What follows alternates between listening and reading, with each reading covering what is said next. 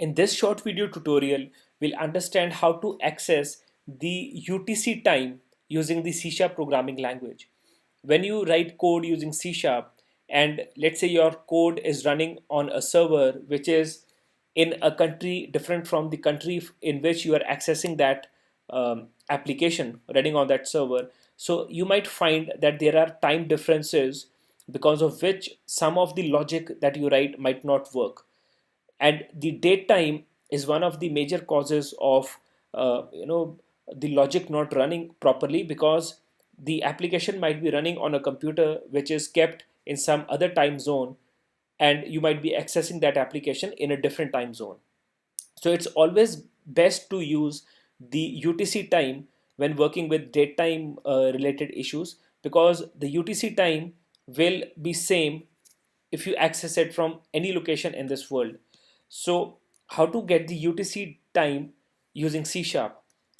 In C#, we have the date time structure, which gives us the current date and time of the system.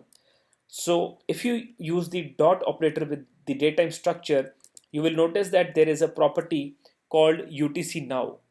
So instead of using the property now, if you use the property UTC now, it will give you the time in the UTC format. Now let's see the difference in both these properties. So let's print the current date and time. So let's print the current time. So let's print the current time by using the now property, which will give me the time as of now on my system. And in the next line, let's print the time that we get from the UTC now property.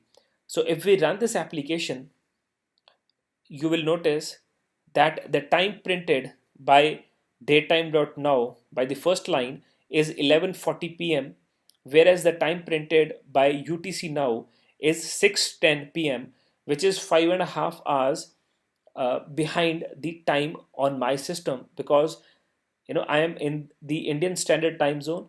So the UTC now time is 5.5 hours behind the Indian Standard Time.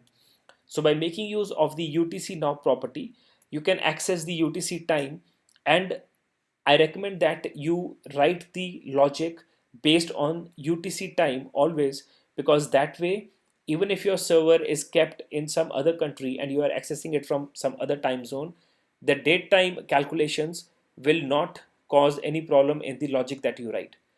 So with this, we'll end this short tutorial here. For more free C# learning content, please visit openeschool.com/learn C#. Also, please subscribe to our channel to get regular updates on the new videos that we add. Thank you.